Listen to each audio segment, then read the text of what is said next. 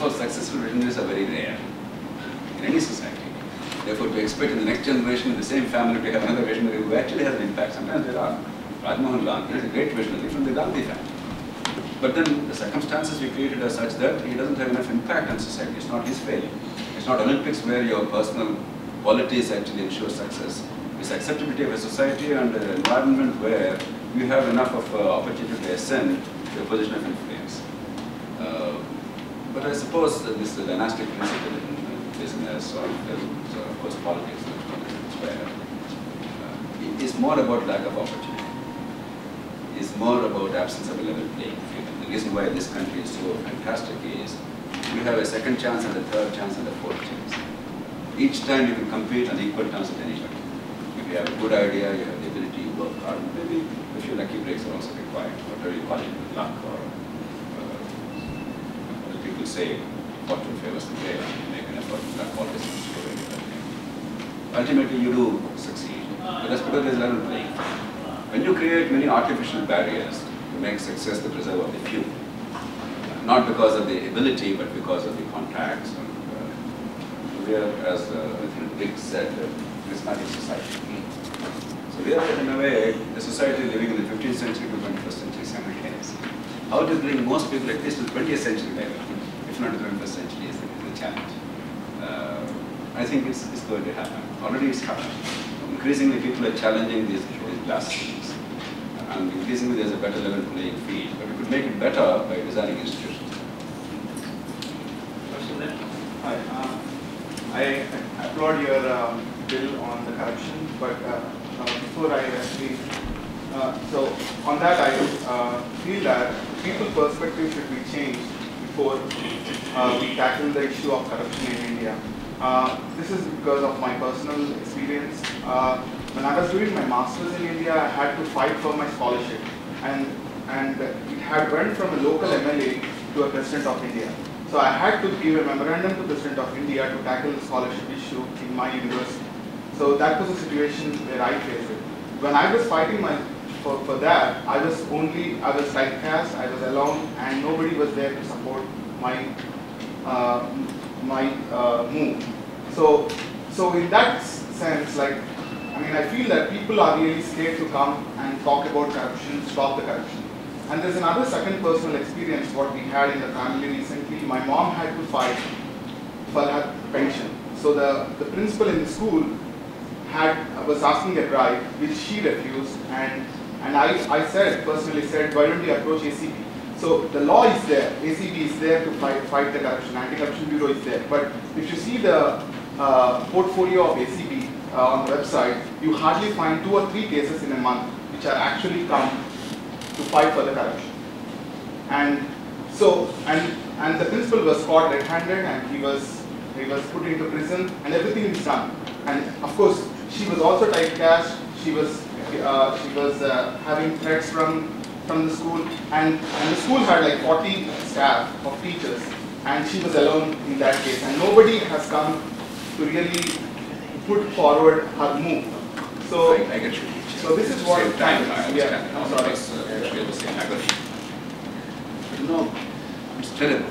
Yeah. It's not interactive.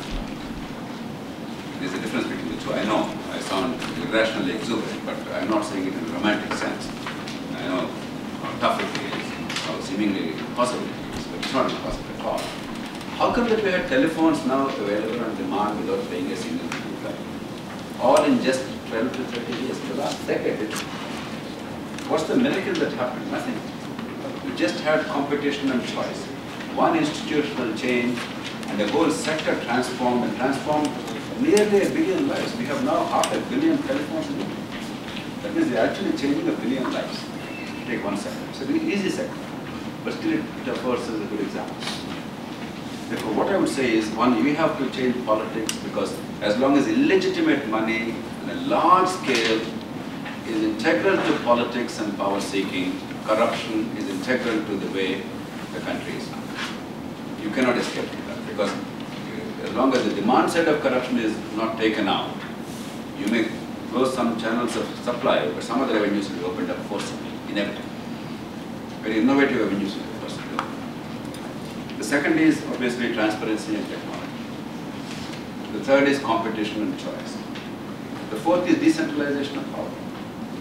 Not that the local people are better people, but because, as Professor Baum mentioned, you know, as we force open the system locally, people see the links between the tax money and the services, and they enforce accountability because the fellow in authority is not a big guy relative to them. It's easier to fight. And finally, risk and reward. In Hong Kong, for instance, some 30 years ago or so, one institutional innovation, Independent Anti-Corruption Commission, dramatically reduced corruption in a few years' time. Just the risk and reward. Where is the risk in India? You could make billions through corruption, there's a little chance of being caught up. I mean, purely if you make a rational choice of what is it I gain, what is it I'm likely to lose, it makes sense to be corrupt. It's stupid not to be corrupt. Yeah, that's what I'm overstating the case, but it's a risk and reward issue. Therefore, you expect people to be moral because of some inborn trait. Of course, some people always have that. But the bulk of the people, my friend, they go by incentives. You have to have a risk and reward system. That's why let's not talk too much about morality. Let's build institutional mechanisms to increase the risk and minimize the reward. Thanks. Last question.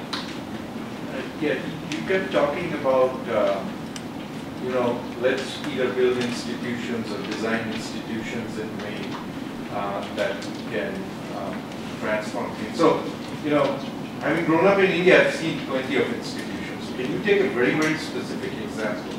Let's take the Lok Sabha example. It's what does Lok Sabha either propose or have done specifically? I'm not talking of anti-corruption bills or something. I mean, they are global things. But something specific means preferably at, let's say, the village panchayat level.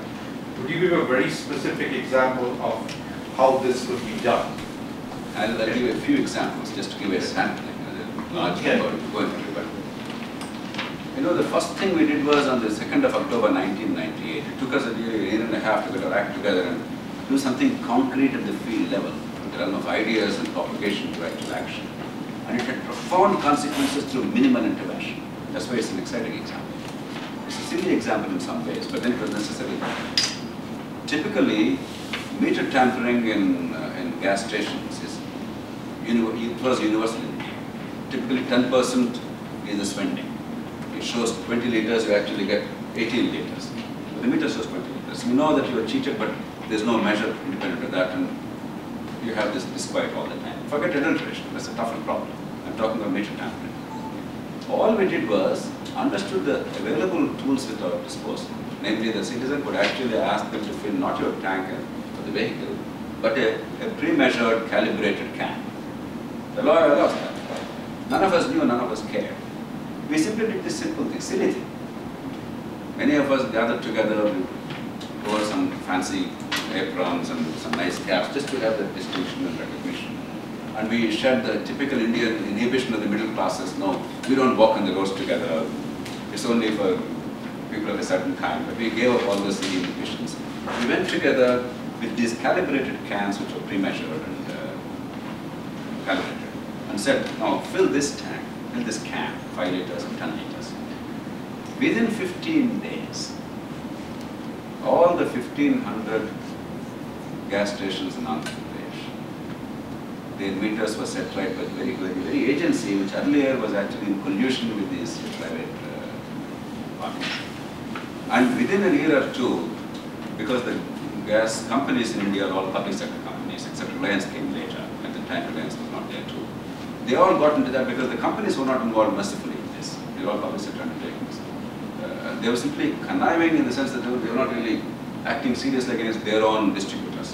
When the consumer is not resisting very aggressively, they could not fight their own distributors. But when there was this resistance in the consumer, which could be proven so easily, the companies took advantage of this, and suddenly within 3-4 years, in all of India, meter tampering has now become near zero.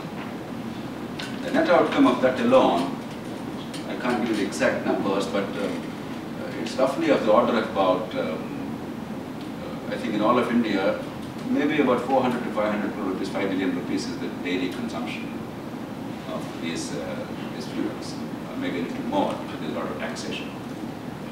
That means we are saving about ₹500 million to ₹1 billion a day.